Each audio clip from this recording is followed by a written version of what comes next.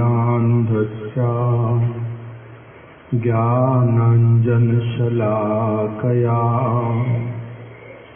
चक्षुरुन्मीलितं येन तस्मै श्री गुरवे नमः।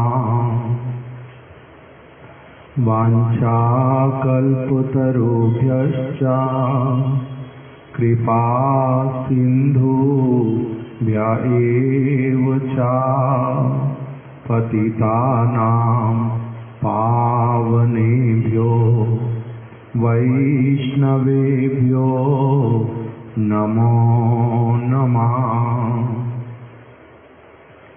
कृष्णदास कविराज रसिक भकत माज जे कैला चैतन्य चरित गौर गोविंद लीला सुनिते गलय शिला ताहा तेना हैला मोर चित्त।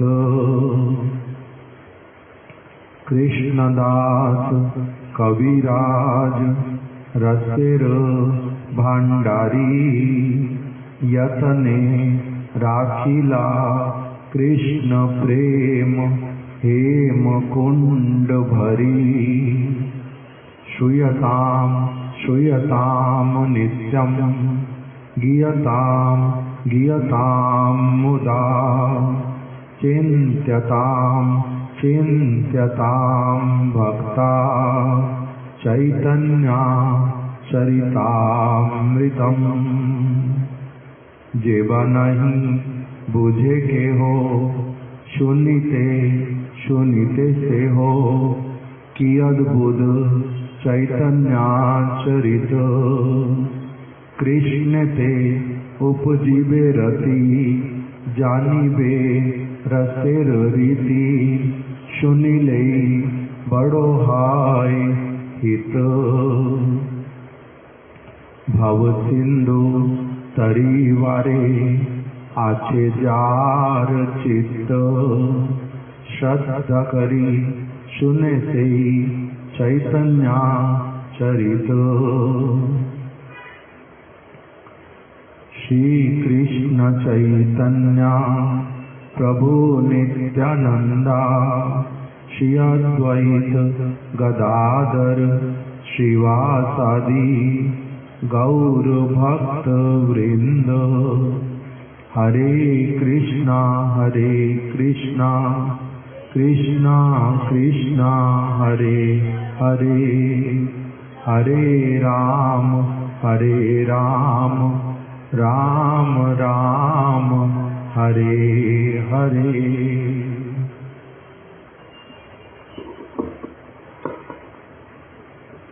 श्री चैतन्य चरितामृत मध्य लीला द्वादश परिच्छेद। हम लोग कुछ दिनों से श्रवण कर रहे हैं गुंडीचा मार्जन लीला रहस्य श्री शिला प्रभुपाद जी के द्वारा रचित अनुभाष्य, उसी को हम श्रवण कर रहे हैं। अभी तक हम लोगों ने श्रवण कर लिया कि जिस किसी परम सौभाग्यवान व्यक्ति के हृदय में विशेष किसी कृपा के बल से यदि मन में आ जाए कि मेरे को अपने हृदय रूपी सिंहासन पर भगवान को विराजित करवाना है, तब फिर उसका सर्वप्रथम जो कर्तव्य है उसके लिए क्या करना उचित है, अपने हृदय के मल को धो करके सफाई करके निकाल देना। उसके बाद में शिला प्रभुपाद जी ने बतलाया कि श्री चैतन्य महाप्रभु जगत गुरु जो श्री चैतन्य महाप्रभु, उन्होंने इस लीला के द्वारा गुंडीचा मंदिर मार्जन लीला के द्वारा यह शिक्षा प्रदान की है कि हम लोगों को अपने हृदय क्षेत्र में जो हमारे कांटे वाले पौधे अथवा धूलि कंकर इत्यादि रूपी जो अनर्थ हैं, जब तक हम उन अनर्थों को दूर नहीं करते तब तक परम सेव्य जो भगवान उनको हृदय में नहीं बिठाया जा सकता। हृदय के ये जो मल हैं, इसको क्या क्या नाम दिया प्रभुपाद जी ने? माइक दे दो।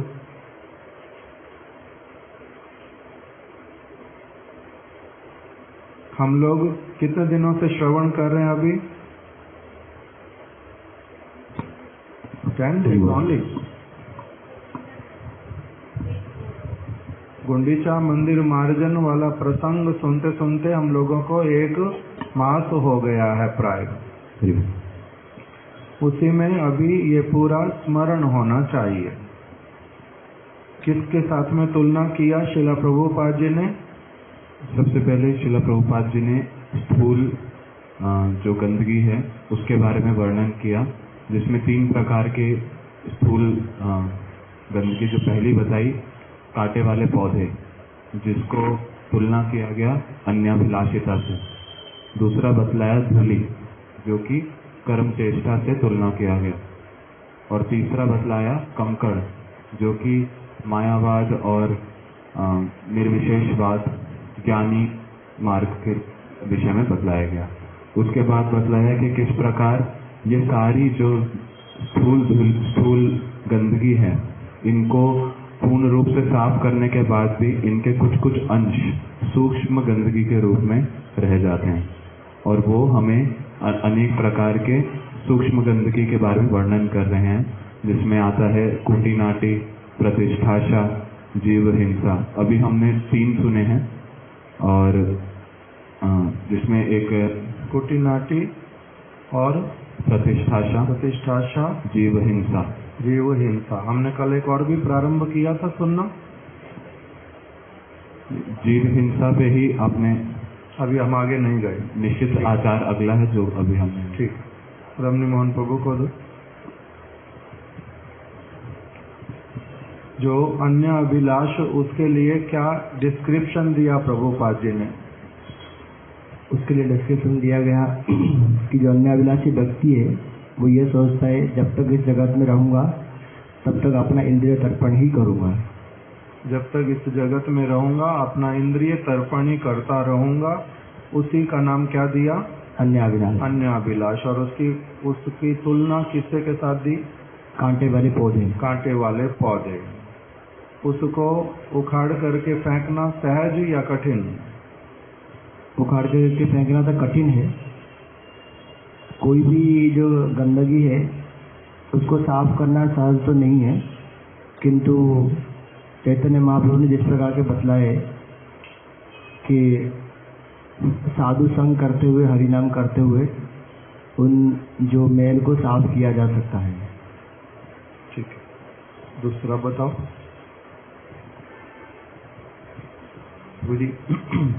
स्थूल मल के अंदर दूसरा आया था धूलि का तुलना करी गई थी। जो लोग स्वर्ग की कामना करते हैं। एक हो गया पहले वाला अन्य अभिलाष, इस जगत में जब तक रहूंगा अपना इंद्रिय तर्पण करता रहूंगा। दूसरा वाला धूलि का क्या बता दिया? स्वर्ग आदि की कामना। याग, यज्ञ, दान, तप जो कुछ भी करूंगा उसका मन के भीतर भावना क्या रहेगा? इसके द्वारा मुझे क्या मिलेगा? स्वर्ग की प्राप्ति अथवा कोई और अन्य उच्च लोक की प्राप्ति, जिसमें कि पर जगत में भी मेरे को अपने इंद्रिय तर्पण में कहीं कोई असुविधा कभी भी ना हो। इसका नाम क्या बोल दिया? कर्म चेष्टा या धूलि। कर्म चेष्टा अथवा धूलि। ठीक है, आगे गौर हरि प्रभु बताओ। तीसरा क्या था? तीसरा बताया कंकड़ जो है। जो लोग भगवान के आकार को नहीं मानते और निर्विशेषवादी हैं या मायावादी हैं और ये सोचते हैं कि मैं भगवान ही बन जाऊंगा एक समय में आके या फिर भगवान में लीन हो जाऊंगा, तो भगवान के अस्तित्व को भी नहीं मानते, तो वो जो है कंकड़ों के समान उसको बताया गया। इस प्रकार के ज्ञान की चेष्टा, जो इस प्रकार के ज्ञान की चेष्टा करते हैं, इसका अर्थ क्या है?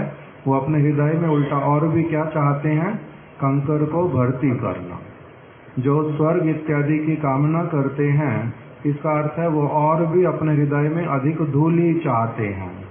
और जो सारा जीवन इस जगत में इंद्रिय तर्पण करूंगा, इसका अर्थ क्या है? वो अपने हृदय में और भी अधिक कांटे वाले पौधे लगाना चाहते हैं। ये 3 हो गया। आप माइक आके दो, प्रीति दीदी को दे दो। इन सारी वस्तुओं को क्या नाम दिया एक साथ में? स्थूल गंदगी। स्थूल गंदगी। ये एकदम से क्या करते हो? इच्छा अगर हो देखने की तो अपने हृदय में दिखलाई साथ साथ में पड़ती है, तो इसको क्या कर देना पड़ता? निकाल के फेंकना पड़ता। कैसे निकालेंगे? कैसे निकलती है ये गंदगी? मेरे को स्वर्ग नहीं चाहिए, मेरे को ब्रह्मलोक नहीं चाहिए, जो वृत्रासुर जी वाला श्लोक, नानाक पृष्ठम न च पारमेष्टम न सार्वभौमम न रसाधिपत्यम न योग सिद्धिम अपुनर्भवम वा समंजसा त्वाम विरहाय कांक्षी। ये किसका श्लोक हो गया? वृत्रासुर का। और जगन्नाथ अष्टकम में क्या बता दिया?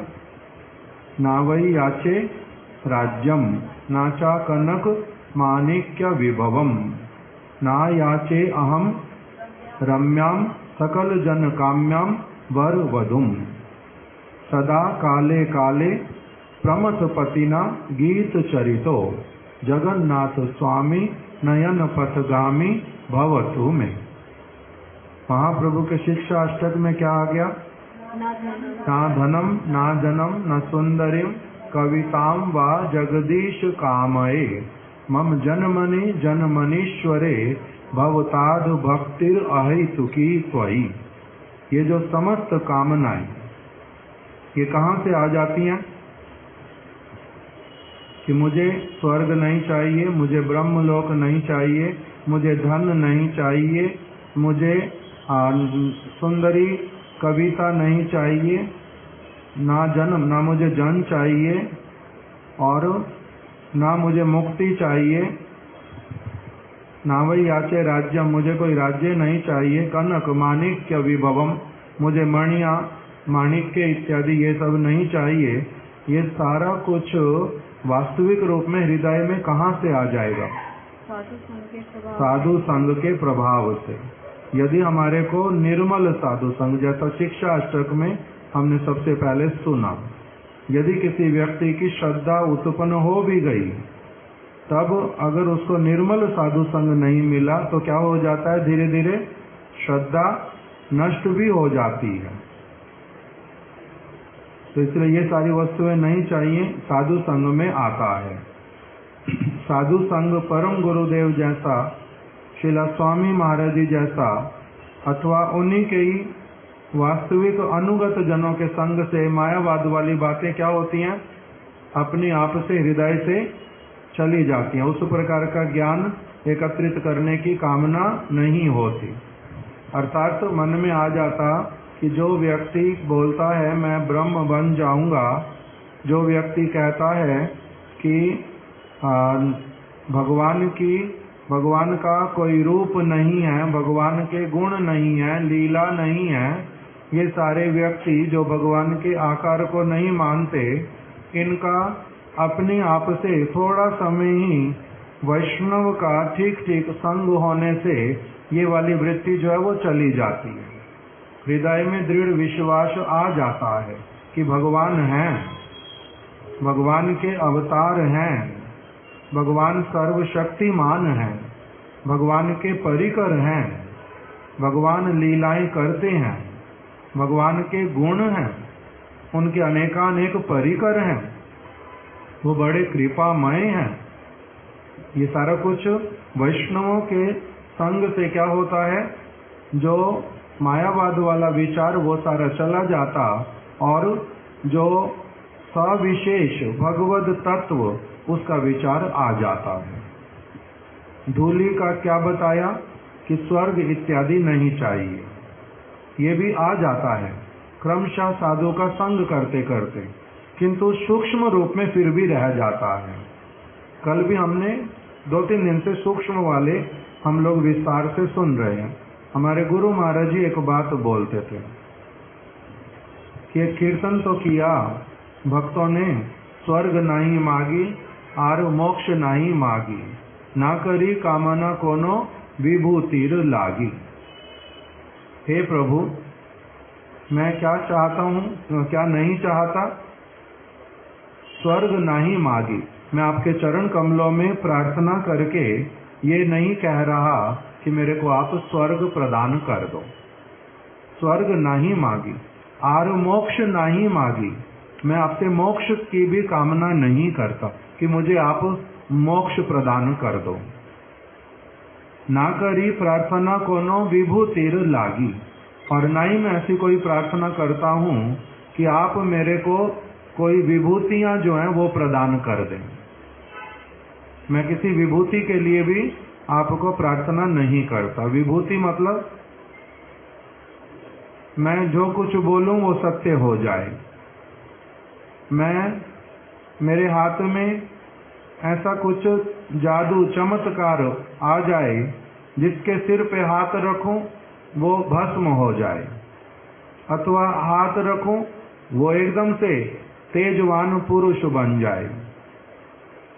इस प्रकार की विभूतियों की भी मैं कामना नहीं करता। स्वर्ग नहीं मांगी और मोक्ष नहीं मांगी, ना करी प्रार्थना कोनो विभूतिर लागी। मैं ये कुछ नहीं चाहता। तो गुरु महाराज जी बोलते थे, ये बोलना बहुत सहज हो, बोलना बहुत सहज हो, किंतु स्वर्ग तो बहुत बड़ी चीज है। थोड़ा सा कोई चीज अगर हाथ से दिखाई देने पर हाथ में ना आए, उसी में ही असुविधा होती है बहुत अधिक। बहुत बार हमने उदाहरण सुना ये वाला कि किसी एक भक्त ने मंदिर में उत्सव करवाया, उसमें अंत में प्रणामी बांटी, 50-50 रुपए सारे लोगों को दे रहे हैं। जिस समय मेरा नंबर आया, उन्होंने क्या किया, उनको किसी ने आवाज लगा दी पीछे से, उनका ध्यान बट गया। जब दोबारा देने लगे तो मेरे से आगे वाले व्यक्ति को देने लगे, मेरे को दिया नहीं। कितने दिन तक मन में ये वाली बात रहती, उनको बोलूं मेरे को 50 रुपए नहीं दिए, बड़ा खराब हो जाएगा, क्या सोचेंगे। नहीं बोलता हूं तो मन के भीतर में क्या रहता है कि सबको दिए, मेरे को दिए ही नहीं, भूल गया, कैसा व्यक्ति है भाई। मेरे समय में इस प्रकार का होना था कि उसको किसी और ने आवाज लगानी थी। तो अभी ये वाली जो वस्तु कितनी है, 50 रुपए, उसी के लिए ही कितने दिन रह जाता हूं। किसी ने भोजन वितरित किया था, मेरे को नहीं मिला। किसी ने कपड़ा दिया था, सबको मिला, मेरे तक नहीं पहुंच पाया। वही वाली वस्तुएं क्या करती रहती हैं, कचोटती रहती हैं। तब फिर स्वर्ग नहीं मांगी वास्तविक रूप में हृदय से कैसे निकलेगा। इसलिए कहते थे, जब तक हाथ में तुम्हारे कुछ आता नहीं तब तक तुम वैरागी, तब तक बोलोगे स्वर्ग नहीं चाहिए। जैसे ही कोई चीज हाथ में मिलेगी उसी समय फिर कहना कि मुझे नहीं चाहिए। ये वास्तविक जिनका साधु संग होता है, जिनके ऊपर भगवान की अशेष करुणा होती है, वो कर पाते हैं, नहीं तो कौन कर पाता है। श्री चैतन्य महाप्रभु ने राय रामानंद प्रभु को इंगित करके बोल दिया कि एकला राय रामानंद है ऐसे अधिकार। राय रामानंद जो है वो जगन्नाथ जी की सेवा में नियुक्त रहने वाली, जो क्या नाम बोलते हैं उनको, देवदासी, देवदासियों को नृत्य कराना, नृत्य सिखाना, भाव भंगिमा सिखलाना, उनके साथ में एकांत में रहना, ये सब करते हैं, किंतु उनके ना तो चित्त में और ना ही शरीर में कोई विकार आता है। किंतु महाप्रभु ने कहा मैं सन्यासी हूँ, मेरा क्या होता है, काष्ठ की बनी हुई जो स्त्री का पुतली, वो भी मेरे चित्त को, मेरे शरीर को क्या कर देता है, वो विकार ला करके खड़ा करता है। किंतु एकला राय रामानंद है ऐसे अधिकार, किंतु राय रामानंद उनको वो किस प्रकार से निर्विकार, इतना उन्नत उनका भक्ति में स्तर है। इसी प्रकार से धन के लिए, पद के लिए अथवा किसी भी अन्य जागतिक वस्तु जिसके लिए कहा जा रहा है मैं ये नहीं चाहता, 3 श्लोक बताए, अभी तो 3 स्मरण आए। एक वृत्रासुर का कि मेरे को क्या नहीं चाहिए, ना नाक पृष्ठम ना च पारमेष्टम, ये वाला कि मुझे संसार, स्वर्ग की, इस संसार के आधिपत्य की, ब्रह्मलोक की, रसातल की, मुक्ति की कोई इच्छा नहीं है प्रभु, नहीं चाहिए ये सब कुछ।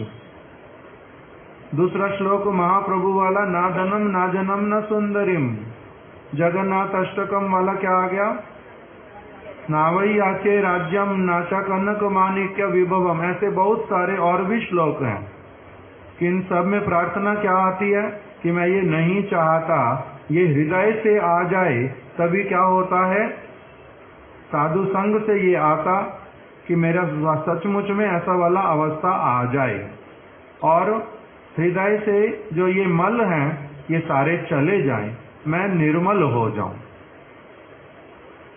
उस प्रकार का तभी आता है।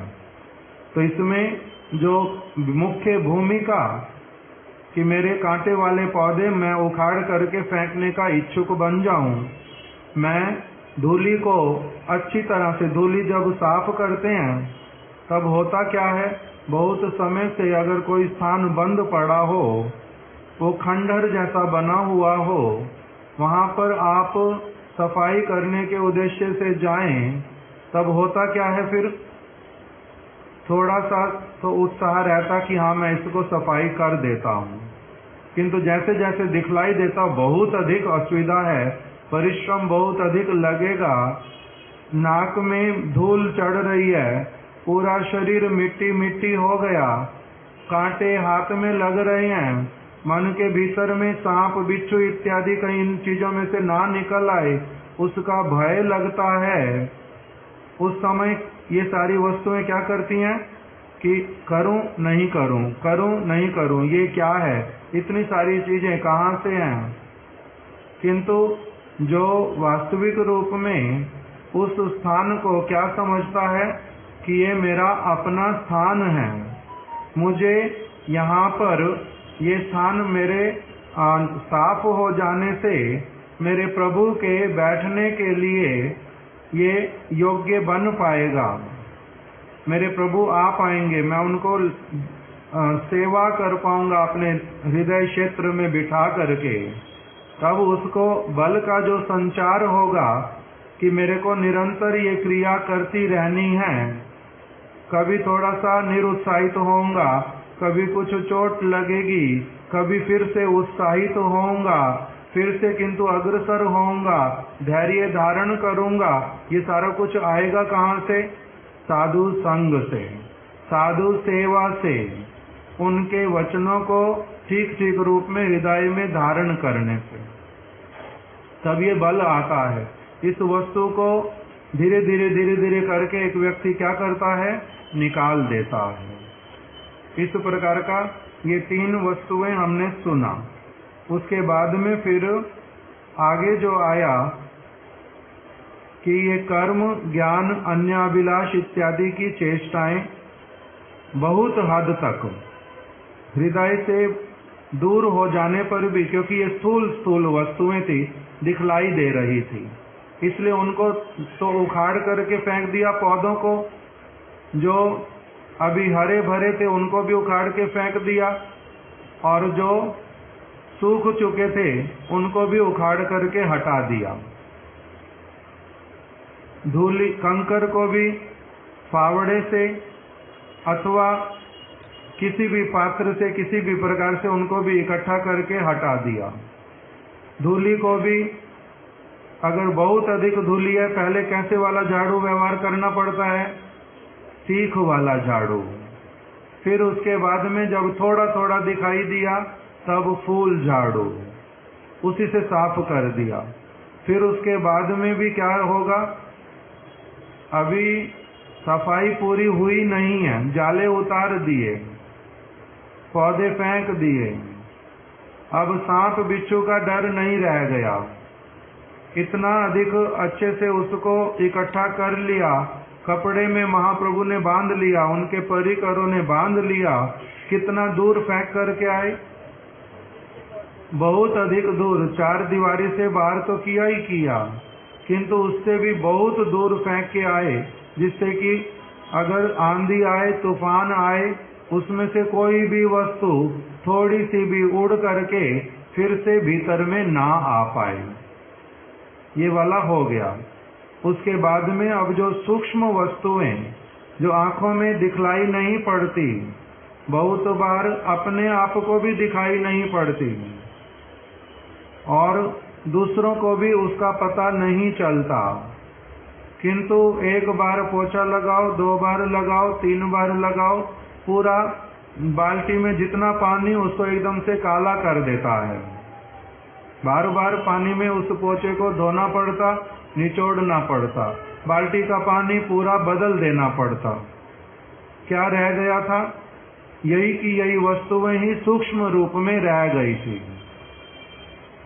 अन्याभिलाष, कर्म चेष्टा, ज्ञान की चेष्टा और योग चेष्टा, ये सारा कुछ रह गया था थोड़ा थोड़ा करके सूक्ष्म रूप में।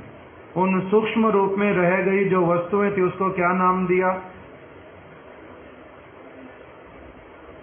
कुटीनाटी और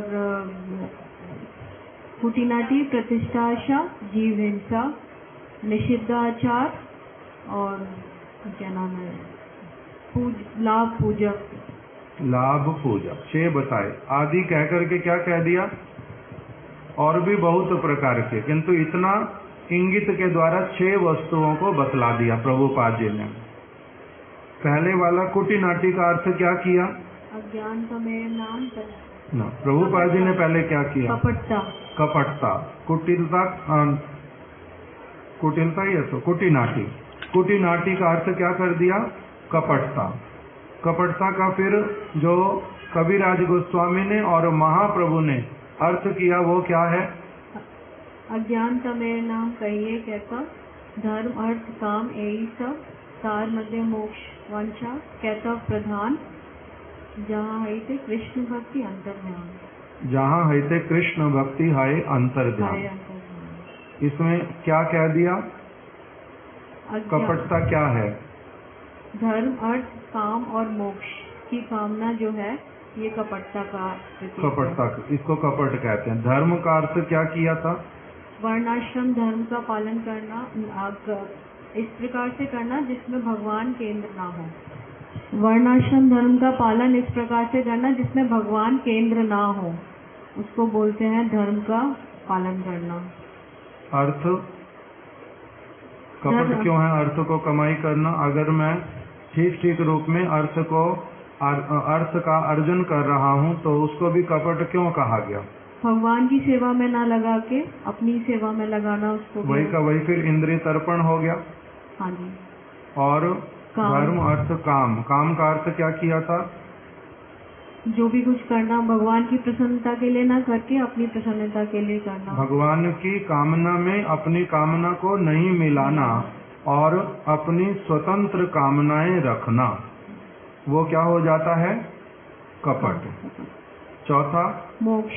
मोक्ष कौन से वाला मोक्ष? सायुज्य मुक्ति वाला, भगवान में मिल जाऊंगा। तो यही की यही वस्तुएं स्थूल में भी थी और वही की वही वस्तुएं सूक्ष्म में भी कुछ कुछ अभी रह गई। इसका नाम क्या कर दिया? कुटीनाटी। इसको क्या करना पड़ेगा? छोड़ करके चाहे वर्णाश्रम धर्म, उसका केंद्र भी कृष्ण होंगे। उसका ठीक से पालन करने पर भले ही मैं ब्राह्मण वाला कार्य करता हूँ, क्षत्रिय वाला करता हूँ, वैश्य वाला करता हूँ अथवा शूद्र वाला करता हूँ, उसके द्वारा जो कुछ भी अर्जित होता है वो क्या करूँगा, उस धन से वर्णाश्रम धर्म का पालन करूँगा, कृष्ण केंद्र होंगे। धन उपार्जित होएगा तो वो भी कृष्ण की सेवा के उद्देश्य से होएगा। कामनाएं कृष्ण की इच्छा में ही मिला दूंगा। और मुक्ति भी जो चाहूंगा वो कौन सी वाली चाहूंगा कि अपने स्वस्वरूप में प्रतिष्ठित होकर के भगवान की जो नित्य निरंतर चलने वाली सेवा उसको करो। तब वो क्या हो जाएगा, फिर कुटिनाटी नहीं रहेगा, मेरे हृदय से कुटिनाटी चली गई। विश्वभानुनंदिनी दीदी दूसरा बताओ। प्रतिष्ठा में ये था कि विषय भोग की कामना करना और जड़ीय सम्मान की आशा करना, जिसमें एक मिनट नहीं, विषय भोग की कामना उसको। और प्रभुपाद जी ने किंतु क्या बताया था, निर्जन भजन आदि, अथवा निर्जन भजन करना। और निर्जन भजन करने में अपने प्रतिष्ठा की आशा करना। निर्जन भजन करना निषेध नहीं है। हाँ, निर्जन भजन करना निषेध नहीं बताया, लेकिन निर्जन भजन करके प्रतिष्ठा की आशा करना वो निषेध है।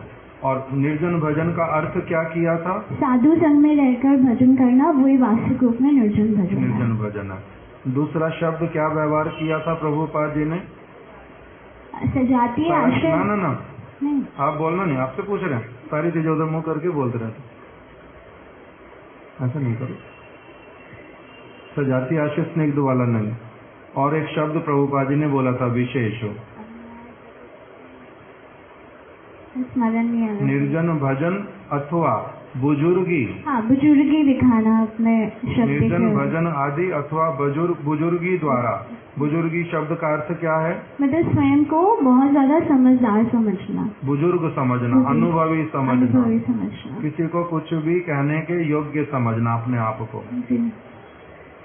इसके द्वारा क्या मन में भावना क्या है कि मैं सब कुछ जानता हूँ, मतलब अज्ञान होने पर भी मन में ये कामना रखना कि मुझे सब कुछ पता है। और जैसे गुरुदेव कुछ कह रहे हैं, परंतु उसमें भी ये भावना रखना कि मैं उनसे अधिक जानता हूँ। और इसके द्वारा चाहता क्या हूँ, निर्बोध लोग मुझे क्या समझे कि मैं बहुत समझदार हूँ। निर्बोध लोग मेरे को समझे कि मैं एक बहुत बड़ा साधु अथवा महंत हूँ।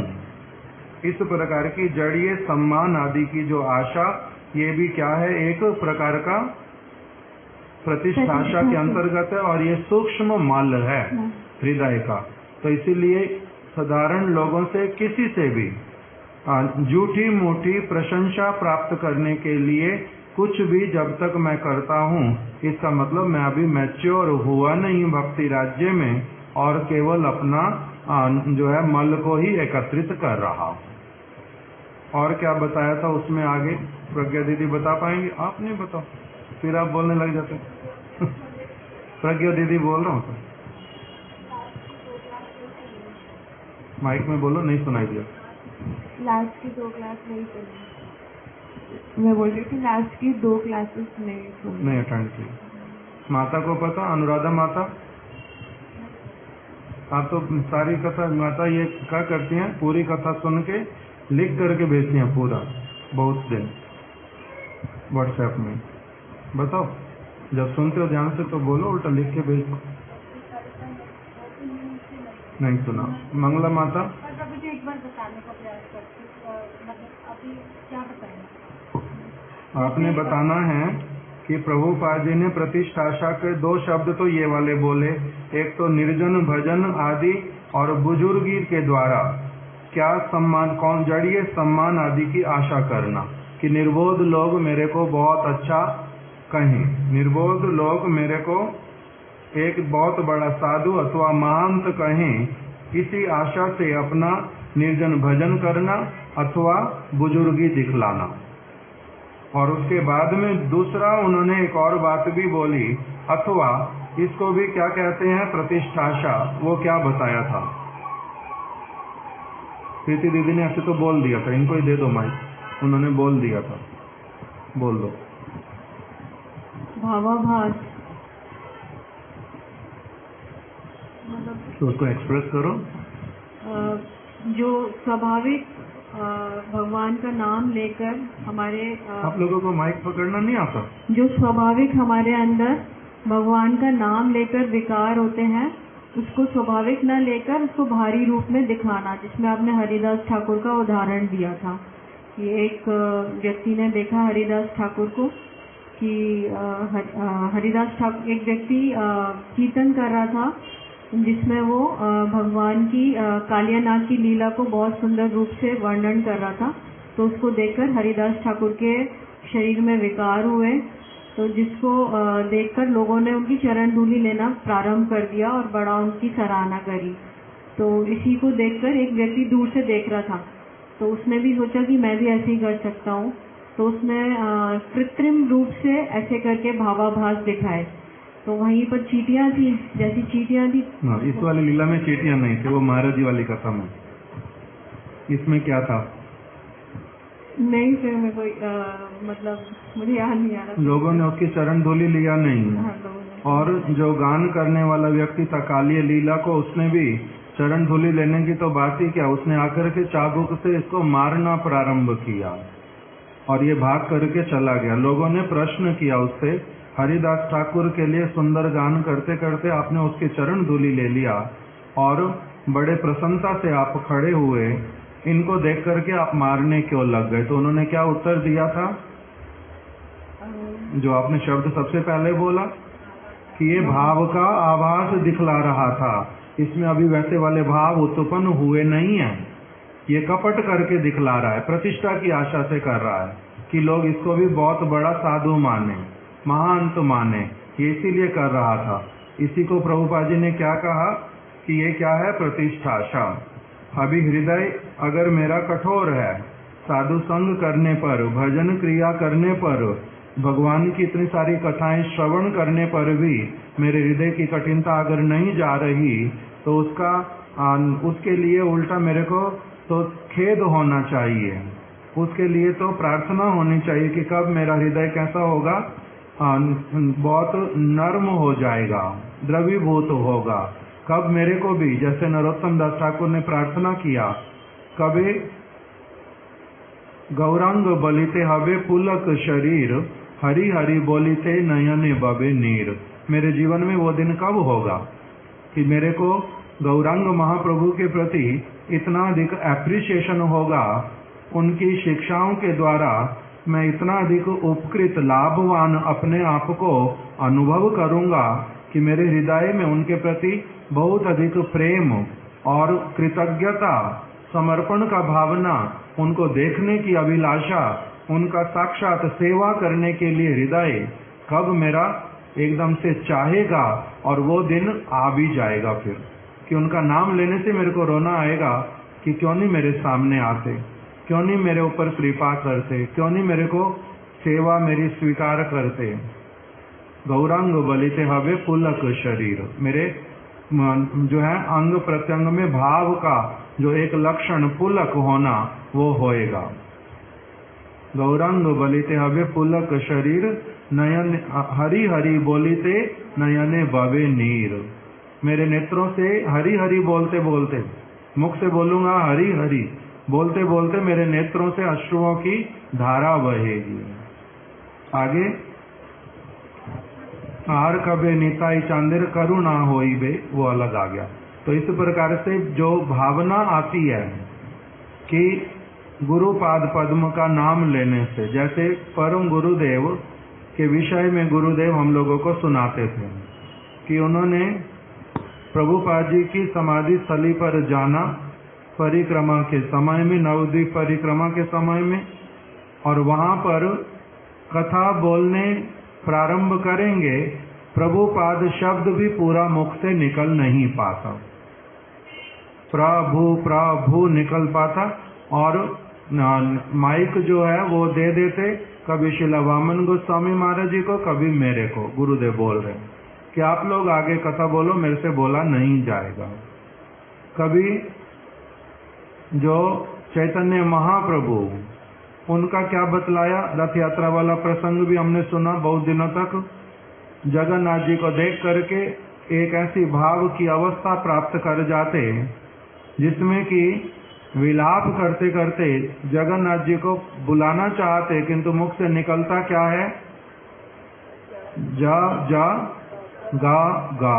जगन्नाथ बोलना चाहते, पहले दो अक्षर जा और गा वो तो मुख से निकलता, जा जा गा गा, किंतु उससे आगे आधा ना पूरा ना आ का डंडा था, वो पूरा निकल करके एक बारी जगन्नाथ बोल पाए वो हो ही नहीं पाता। उससे पहले क्या हो जाता है, कंठ जो है रुद्ध हो जाता है। तो उस प्रकार की वस्तु के लिए प्रार्थना करते हैं। शिक्षाष्टक में क्या प्रार्थना कर दी ऐसी वाली, नयनम गलदश्रु धारया वदनम गदगद रुद्धया गिरा पुलकैर निचितम वपु कदा तब नाम ग्रहणे भविष्यति। हे प्रभु, मेरा ऐसे वाला जीवन में सुअवसर सुदिन कब उपस्थित होगा, जब क्या होगा, नयनम गलद अश्रु धारया, मेरे नेत्रों से क्या होगा, गलद अश्रु क्या होता है, नयनम गलद अश्रु धारया, निरंतर को गलद नहीं कहते, द्रवीभूत होकर के, हृदय द्रवीभूत होगा, वो बन जाएगा द्रव, कठोर है अभी किंतु वो द्रव बन जाएगा। वही द्रव फिर हृदय से नेत्र के माध्यम से जल बन करके कब बहेगा, अश्रु बन करके, नयनम गलद अश्रु धारया। और एक बताया गलद शब्द का अर्थ कि बहुत अधिक मात्रा में, एक अश्रु आया दो अश्रु आए ऐसे वाले नहीं, नयनम गलद अश्रु धारया। और नयनम गलद अश्रु धारया वदनम गदगद रुद्धया गिरा। वदनम मतलब मेरा जिह्वा, मेरा मुख, वदनम, नयनम गलदश्रु धारया वदनम गदगद रुद्धया गिरा, मेरा मुख जो है गदगद होकर के कुछ भी उच्चारण नहीं कर पाएगा। नयनम गलदश्रु धारया वदनम गदगद रुद्धया गिरा, रुद्ध हो जाएगा। और पुलकैर निचितम वपु कदा, मेरी देह जो है उसमें जो रोम रोम है वो कब पुलकित हो उठेगा। और तब नाम ग्रहणे भविष्यति, आपका नाम ग्रहण करते समय, आपका नाम, भगवान का नाम ग्रहण करते समय वास्तविक जो शुद्ध भक्त जिनका हृदय पूर्ण रूप में भगवान के हृदय के साथ एक हो गया है, उनका नाम करते हुए यही अवस्था आता है। जब हम लोग पंच तत्व वाला प्रबंध श्रवण कर रहे थे, परिच्छेद, उसमें क्या आया था कि महाप्रभु इसमें अपने गुरुदेव ईश्वरपुरी पाद जी के पास में गए और उन्होंने जाकर के ईश्वरपुरी पाद जी को क्या कहा कि बा मंत्र दिला गोसाई, किबा तार फल, जपीते जपीते मोरे करीला पागल। उसके बाद में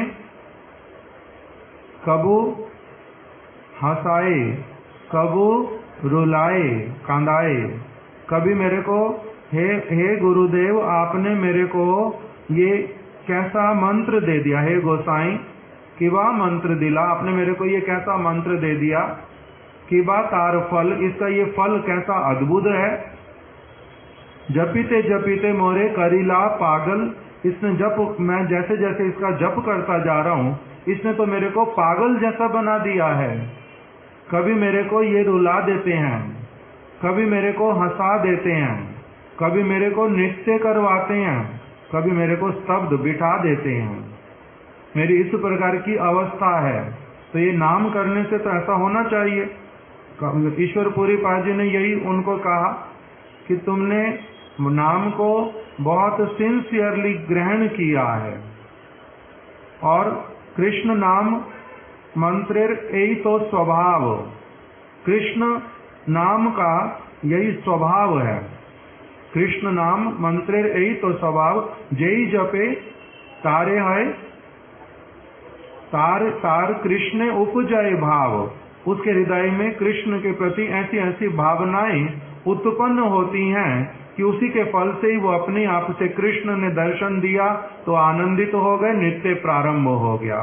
कृष्ण ने अपना अंतर ध्यान कर लिया, कृष्ण अदृश्य हो गए, उसी में उसका विलाप प्रारंभ हो जाता है। कृष्ण के प्रति प्रेम हृदय में आने से गला अपने आप रुद्ध हो जाता है। जैसे जय जपे कृष्ण नाम मंत्र यही तो स्वभाव, जय जपे तार कृष्ण उपजय भाव। उसका कृष्ण के प्रति ये भाव उत्पन्न होता ही है। इसीलिए तुमने मेरे को क्या कर दिया, तुमने मेरे को कृतार्थ कर दिया, तुमने मेरे को सार्थक कर दिया।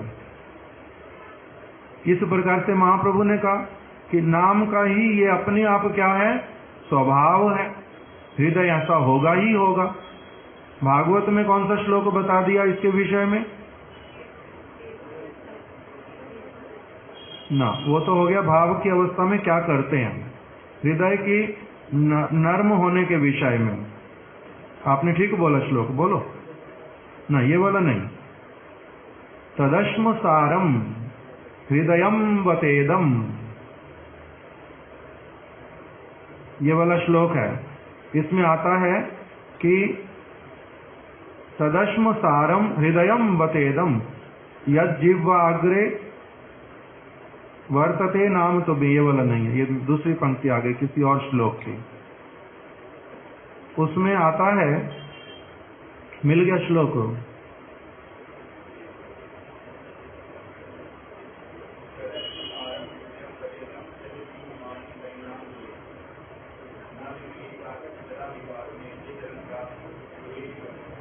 कह रहे नेत्र से अश्रु प्रवाहित होंगे, हृदय गदगद हो जाएगा, चित्त आनंद से भर उठेगा, चारों ओर आनंद ही आनंद प्रतीत होगा। कोई भी वस्तु अप्रिय से अप्रिय होने पर भी कोई उसको अपनी ओर आकर्षित कर नहीं पाएगी। कोई भी वस्तु प्रिय हो अप्रिय हो, अप्रिय दुख नहीं दे पाएगी, प्रिय अपनी ओर खींच नहीं पाएगी। हृदय आनंदित हो उठेगा। तदश्म सारम, यदि ऐसा नहीं होता किसी का नाम ग्रहण करते समय, तो उसमें बता दिया तदश्म सारम। इसका अर्थ है इस व्यक्ति ने अभी भगवान का नाम जो है किया नहीं है, संबंध हुआ नहीं इसका भगवान से। उसका क्या हुआ है, कबू नामाभास कबू सदाई नाम अपराध। उसका ना तो नाम अपराध होता है, नहीं तो नाम का आभास होता है, नाम होता ही नहीं उसका। यदि नाम होगा तो अपने आप से कृष्ण नाम मंत्रेर यही तो स्वभाव, उसका स्वभाव ही यही है। वो क्या करेगा, हृदय को बड़ा कोमल कर देगा, बड़ा कोमल कर देगा। इस प्रकार से जो सारा कुछ बतलाया, तो उसमें फिर जो अवस्था आती है वो तो है स्वाभाविक वाली, किंतु अगर किसी की स्वाभाविक इतनी उन्नत अवस्था महाप्रभु जैसी, हरिदास ठाकुर जी के जैसी नहीं आई, किंतु रो करके परम गुरुदेव जैसा प्रभुपाद जी के साथ में संबंध अभी प्रगाढ़ हुआ नहीं, गुरुपाद पद्म के लिए रोना आता ही नहीं है। हमारे गुरु महाराज जी बोलते थे कि वर्ष में केवल एक बार आविर्भाव तिथि अथवा तिरोभाव तिथि गुरुदेव की आई और उसमें 2 मिनट के लिए रोना धोना हुआ, इसका नाम उनके प्रति संबंध नहीं होता, इसका नाम भाव का हृदय में आना नहीं होता। इसको क्या नाम दिया शास्त्र में, पिछिल स्वभाव। ये तो साधारण कोई फिल्म भी देखने बैठो, अगर उसमें कोई पैथेटिक सीन आ जाए, अपने आप रोने लग जाते लोग। सिद्धांत महाराज जी का पिताजी और एक टीवी सीरियल देखेंगे, उसमें 2 बार जरूर रोएंगे। तो इसका मतलब भाव आ गया। थोड़ी देर के बाद में फिर वो जैसे टीवी बंद हुआ, फिर से पोता पोती को गोदी में भी उठाते हैं और बातें करते हैं, हंसते। तो मैं बार बार बोलता था कि वो वाला रोना तो आया था, वो हृदय में रहा नहीं अभी थोड़ी देर भी। वो वाला दुख कहाँ चला गया? वो तो बुढ़िया एक मर गई थी, आप उसको देखने से रोने लग गए थे, तो अभी फिर वो दुख कहाँ चला गया? वो 2 मिनट भी रहता नहीं। तो इस प्रकार का जो रोना आता है उसका नाम क्या होता? भावाभास। और उसी को दिखला करके यदि मन के भीतर में हो कि मेरे को कोई इसके द्वारा बड़ा साधु समझे, महांत समझे, तो यही क्या आ गया? सूक्ष्म मल है हृदय में। इसीलिए उसके द्वारा इस प्रकार का भावाभास प्रभुपाद जी ने बोला कभी भी प्रदर्शित करना नहीं, विकार आदि दिखला करके कि मैं भक्त हो गया हूं या फिर मैं अवतार सज करके बैठ जाऊं। भक्त सजना की ये स्थिति नहीं आने पर अपने आप को पूजा करवाना, आरती उतरवा लेना, चरण धुलवा लेना, किसी को ठाकुर जी के समक्ष प्रणाम करवा लेना और मन में सोचना जी हाँ मैं अब योग्य हो गया हूँ इस सारी वस्तु के, ये सारा कुछ हृदय का मैल है। फिर उससे आगे हमने क्या श्रवण किया हुआ है? जीव हिंसा। मंगला माता बता सकते? आप तो रोज सुन रहे हो, नहीं बता सकते?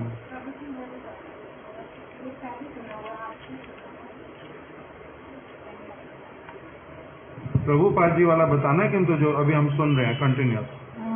प्रभु जी जीव हिंसा का बताया था कि आपने जो हम सोचते हैं कि जीवों को मारना ये जीव हिंसा नहीं होता। वास्तविक में जीव हिंसा वो होता है जो जीव को भगवान से विमुख करे। मतलब मेन जो जीव हिंसा वही है कि जो हम वास्तविकता है, जो हमारे जीवन का उद्देश्य है, जो हमें मतलब कृष्ण की स्नेहमयी सेवा जो अपने स्वरूप में सिद्ध होकर भगवान तक पहुंचना है, उससे हम कोसों दूर होते जा रहे हैं और उसको और जो भी भक्ति में बढ़ रहा है उसको रोक दो, तो वो सबसे बड़ी जीव हिंसा है। इसके लिए उदाहरण क्या दिए थे? 2 मैंने एक दिया था गुरुदेव और इस्कॉन से संबंधित, दूसरा उदाहरण दिया था महाराज जी के पास लोगों को आने से रोकने वाला। मंगला माता बताएंगे? नहीं बताएंगे, डॉक्टर कपिल को दे दो। नहीं तो दूसरी मंगला माता बताएंगे? नहीं, ठीक है। धीरू भाई आप बताओ, उनके पास माइक पहुंचा दो।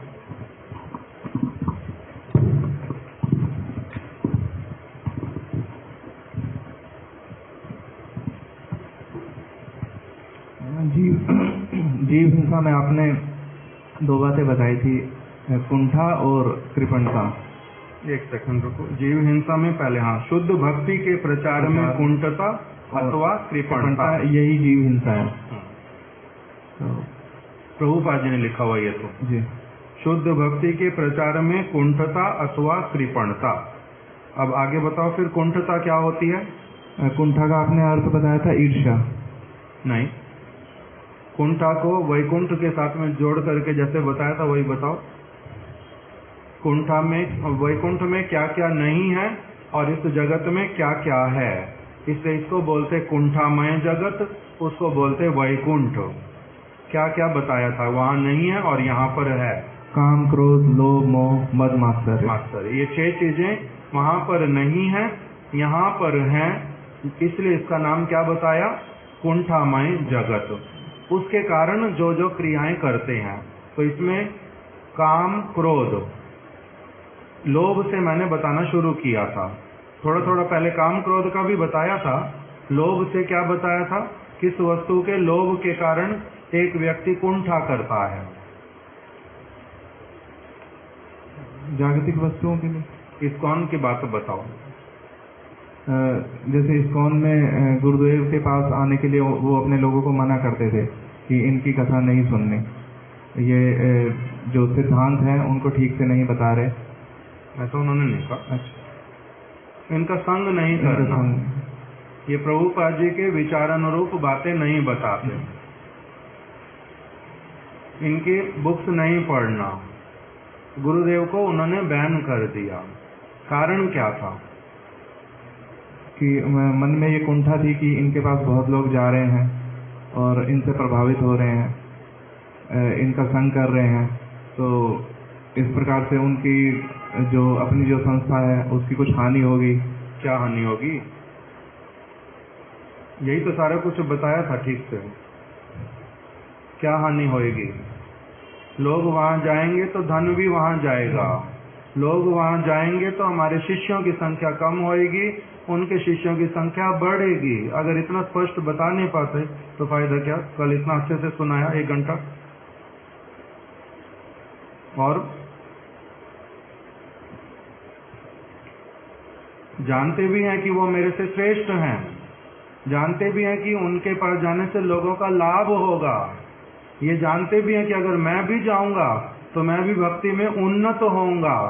अपने प्रति भी जीव हिंसा करते हैं, दूसरों के प्रति भी जीव हिंसा करते हैं। जानते थे कि वो लोग भक्ति में बहुत अग्रसर होंगे जो उनके निकट में जाएंगे, किंतु तब भी अपने हृदय की दुर्बलता के कारण कि जगत का धन चाहिए, जगत की प्रतिष्ठा चाहिए, इसलिए उन लोगों को रोका। इसका नाम ही क्या बता दिया? जीव हिंसा। अपने प्रति भी किया, दूसरे जीवों के प्रति भी किया। इसमें ये आ गया कुंठता। रमणी मोहन प्रभु को दो, नहीं नव किशोर को दो। नव किशोर प्रभु और आगे क्या बताया था इसमें? दूसरा कहा था कृपणता, कि शुद्ध भक्ति के प्रचार में कृपणता किस प्रकार से कि वस्तु होने पर भी अपने पास में वस्तु है किंतु दूसरे को देने में उसको कंजूसी करना, कि किसी कारण से नहीं दे रहे। किस कारण से नहीं दे रहे ये भी बताया था। क्योंकि कंजूसी है, कृपणता अपने हृदय के अंदर है। क्यों नहीं दे रहा? क्योंकि मेरे को निज सुख भूली सुदीन हृदय, जो भक्ति विनोद ठाकुर जी का बताया था कि मैं अपनी सुख सुविधा को ही सबसे अधिक प्रेफरेंस दूंगा। मेरे को खाने के लिए, मेरे को रहने के लिए, इसके लिए, उसके लिए अपना सारा कुछ देखना है। उसके द्वारा भगवान की भक्ति जो है उसका प्रचार नहीं कर पा रहा हूँ और दुख भी करता नहीं हूँ, तो असुविधा, ये जीव हिंसा। प्रभुपाद जी को भक्ति विनोद ठाकुर जी ने क्या उपदेश किया? कबे जीवे दया होई बे उदय। कल सुना था तो ये वाला, इसको बताओ। कि कबे जीवे दया हई बे उदय, निज सुख भूली सुदीन हृदय। भक्ति विनोद कांदिया बोला, कांदिया बोले श्री आज्ञा टहल करीबे प्रचार, कि कब मैं अपनी सुख सुविधाओं को भूल करके और कब मेरी जीवों के प्रति दया उत्पन्न होगी और मैं क्या करूंगा, जो प्रचार है वो कार्य करूंगा। कौन सी सुख सुविधा भूल करके? अपनी सुख सुविधाएं। कौन सी सुख सुविधा? भक्ति विनोद ठाकुर जी ने प्रभुपाद जी को एक पत्र दिया था कि आप बहुत समय से ग्रंथ अध्ययन, हरि नाम अच्छे से सब भक्ति के बहुत सारे अंगों का पालन कर रहे हैं, किंतु महाप्रभु की वाणी का प्रचार करने के लिए इन सारी वस्तुओं के बीच में सब समय रह करके महाप्रभु की जो वाणी का प्रचार, उसके साथ में कॉम्प्रोमाइज नहीं करना। अर्थात ये वाली वस्तुएं जो सारी करना बहुत अच्छा लग रहा है, दूसरा वाला क्या करना? उसके द्वारा प्रचार सेवा कार्य में शिथिलता नहीं करना। अब कौन सी सुख सुविधा हो गई?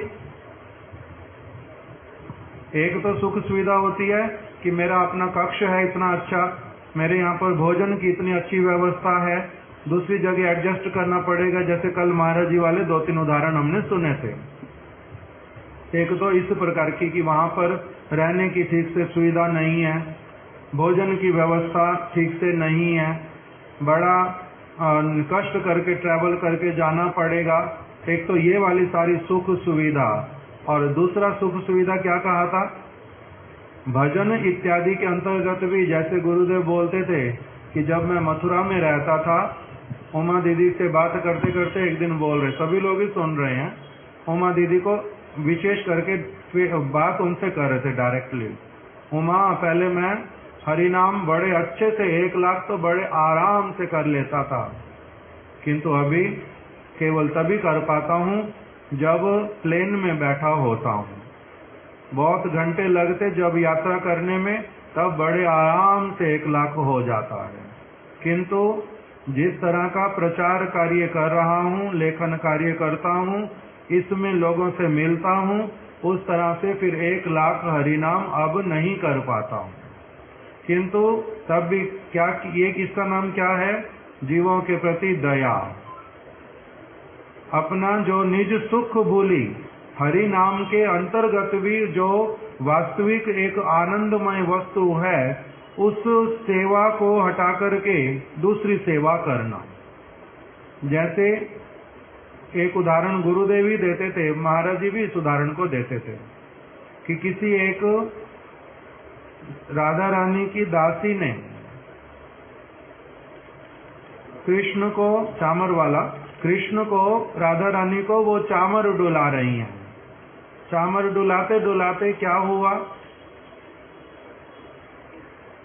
नेत्र जो हैं वो देखने लग गए कृष्ण के मुखमंडल को।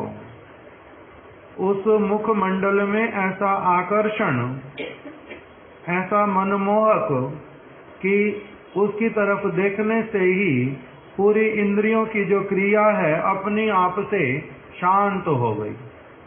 हाथ से कब चामर छूट गया पता ही चला नहीं। बहुत देरी तक उसी अवस्था में रह गए। जब कृष्ण इधर से उधर चले गए, किसी ने फिर इनको थोड़ा स्वस्थ किया, जल इत्यादि छिड़क करके, जल पान करा करके, तब उनसे पूछा कि तुम्हारी ये अवस्था कैसे हुई? तब उन्होंने कहा, मैंने कृष्ण का मुखमंडल देखा, धिक्कार है मेरे पर, धिक्कार है, मैंने क्यों कृष्ण का मुखमंडल देखा? मेरा बड़ा दुर्भाग्य ये आज वो इस प्रकार से मेरे समक्ष आके खड़े हो गए कि मैंने उनका मुखमंडल ही देखना प्रारंभ कर दिया, उसके कारण मेरी सेवा छूट गई। किसको गुरुत्व दिया? मुखमंडल देखना दुर्भाग्य, उसके लिए तो प्रार्थनाएं कर रहे हैं, कृष्ण मेरे समक्ष आ जाएं, ये मेरा दुर्भाग्य, धिक्कार देने की बात है नहीं। किंतु एक अवस्था में वो धिक्कार देने का बात आ गया। इसीलिए क्या कह दिया कि मेरी सेवा छूट गई, धिक्कार है मेरे हाथ, मेरा कृष्ण के मुखमंडल का दर्शन करना। ये अमंगल सूचक वस्तु हुई आज। इस प्रकार से उन्होंने विचार किया, तो किसको गुरुत्व दिया? वो भी सेवा है, ये भी सेवा है। दूसरा उदाहरण महाराज जी देते थे कि हमारे गुरु महाराज जी का रथ यात्रा के समय में कीर्तन गान कर रहे हैं, कौन सा? सही तो प्राणनाथ पाइनु। उसी समय पिक पॉकेट ने, जेब कतरे ने उनका पर्स निकाल लिया और नारायण ब्रह्मचारी, नारायण कपूर उस समय, उन्होंने गुरु महाराज जी को, दूसरे लोगों को कहा, मैंने चोर को पकड़ लिया, मैंने चोर को पकड़ लिया। गुरु महाराज जी ने क्या किया? उसकी तरफ ध्यान ही दिया नहीं, कीर्तन करते जा रहे। जब उसने बहुत अधिक ध्यान बंटवाने का प्रयास किया, तब गुरु महाराज जी ने उनको डांट दिया, मरने दे, लेने दे उसको, ले जा रहा है, पैसा आने जाने की चीज है, ले जाने दे। ये वाला भाव जो अभी आ रहा है मन के भीतर में, ये क्या सब समय आएगा? रथ यात्रा सब समय होगी, जगन्नाथ जी रथ पे ऐसे सब समय होएंगे, ऐसे भक्तों का समागम होएगा, ऐसे वाला कीर्तन हृदय से निकलेगा, जो भाव आ रहा है वो आएगा? लेने दे उसको, पैसे लेते थे। महाराज जी कहते हैं, मेरे को, मैंने वो अवस्था देखी अपने सामने, मेरे मन में आया, ये तो महाराज वही वाले हैं, इनको अगर कोई 1 रुपया भी देता है, बड़े प्रेम से लेकर के मस्तक पर लगाते हैं, मस्तक पर लगा करके पर्स में रखते हैं और फिर बोलते हैं ये भगवान की सेवा का पैसा है। एक समय में वो पैसा सेवा का है, दूसरे समय में कह रहे हैं मरने दे, लेने दे इसको। किस लिए? क्योंकि उस समय एक अलग उच्च सेवा कर रहे हैं, इसलिए निम्न वाली सेवा को क्या कह दिया, छोड़ो इसको, इसकी तरफ ध्यान देना नहीं। तीसरा उदाहरण महाराज जी देते थे कि एक दिन अद्वैताचार्य प्रभु वो क्या कर रहे हैं, जगन्नाथ मंदिर की परिक्रमा कर रहे हैं और श्री चैतन्य महाप्रभु जगन्नाथ जी के दर्शन कर रहे हैं। उसी समय क्या हुआ, उसी समय महाप्रभु ने अद्वैताचार्य प्रभु को रोक करके, उन्होंने 2-4 परिक्रमा कर ली, रोक करके महाप्रभु ने उनको कहा, अद्वैत आज आपने बहुत बड़ा अपना हानि उठा लिया, लॉस कर लिया। जगन्नाथ देव, कमल लोचन जगन्नाथ, उनका दर्शन इतनी देर से मिल रहा था, वो दर्शन छोड़ करके आपने परिक्रमा करना इस समय में उचित समझा, आपने अपने लिए क्या किया, हानि कर ली अपने। तो महाराज जी बोलते थे परिक्रमा करने से हानि होती है, किंतु किसी समय में कंपैरेटिव स्टडी करने जाकर के फिर बोले हानि हुई। जगन्नाथ जी का दर्शन लिमिटेड समय के लिए है, परिक्रमा बहुत देर बाद भी कर सकते थे, किंतु उस समय किया नहीं दर्शन, इसलिए अपना लॉस उठा लिया। तो इस प्रकार से किसी सेवा के लिए किसी दूसरी सेवा का सैक्रिफाइस भी करना पड़ता है। जैसे एक समय में गुरुदेव आए हुए मथुरा में और कथा चल रही नीचे, गुरुदेव की कथा नहीं थी, माधव महाराज जी कथा कर रहे थे। गुरुदेव वॉक करने जाते थे, वॉक करके आ गए और उसी के बीच में मेरे उस दिन मन में आया कि कभी तो महाराज जी, वो पहले दिन थे, कभी भी माधव महाराज जी की कथा तो सुनी ही नहीं, तो इसीलिए उनकी कथा में जाके बैठता हूँ। कथा में जाके बैठ गया, गुरुदेव आ गए और आए, उनका जो नियम था परम गुरुदेव को, शिला वामन गोस्वामी महाराज जी को, प्रभुपाद जी को प्रणाम करना, पुष्प देने, फिर मंदिर के सामने चले जाना, 4 परिक्रमा करना और प्रणाम करना, फिर अपने कक्ष में चले जाना। कथा चलती रहती, फिर बीच में थोड़ी देर सारे लोग खड़े हो जाते, तो उसी में परम गुरुदेव प्रणाम करके आए, परम गुरुदेव को, प्रभुपाद जी को, और मैं एकदम से पिलर के पास में बैठा था, वहीं खड़ा हो गया था। तो वहीं एकदम से देखने के साथ साथ कान पकड़ के कि क्या कथा सुन रहे हो, जाओ सेवा करो। सेवा कौन करेगा, कथा सुनने बैठ गए। खबरदार यहाँ पर बैठना नहीं, सेवा करो अपने। तो अभी कथा सुनने के लिए कितने लोगों को बोलते हैं कथा सुनो, और उस समय हमारे को क्या कह रहे हैं, जाओ सेवा करो, कथा में क्यों बैठे।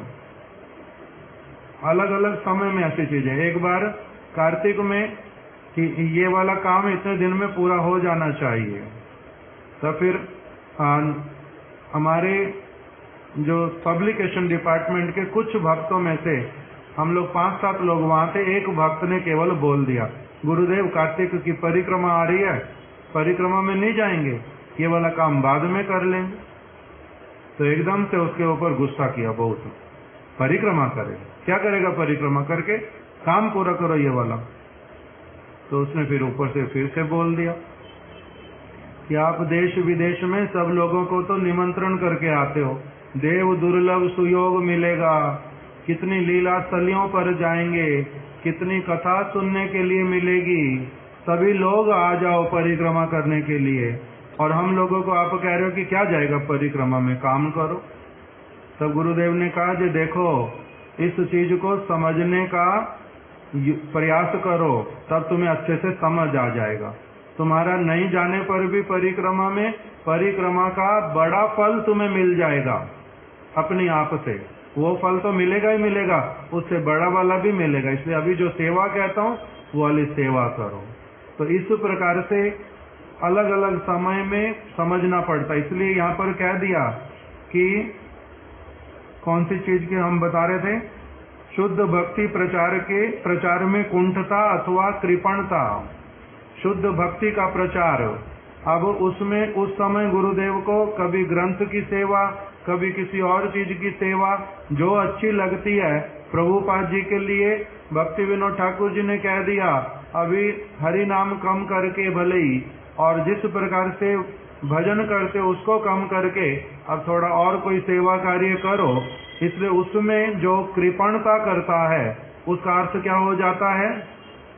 जीव हिंसा। ये भी क्या है? हृदय का एक प्रकार का सूक्ष्म मल है। इसको भी दूर करने के लिए निर्देश दे दिया। आज भी हमारा वहीं का वहीं रह गया, कल अब इससे आगे हम लोग श्रवण करेंगे। आज यहीं रख देते हैं। श्री चैतन्य चरितामृत की जय। श्रीला कृष्णदास कविराज गोस्वामी की जय। श्रीला प्रभुपाद जी की जय। श्रीला गुरुदेव की जय। वांछा कल्प तरुभ्यश्च कृपा सिंधुभ्यः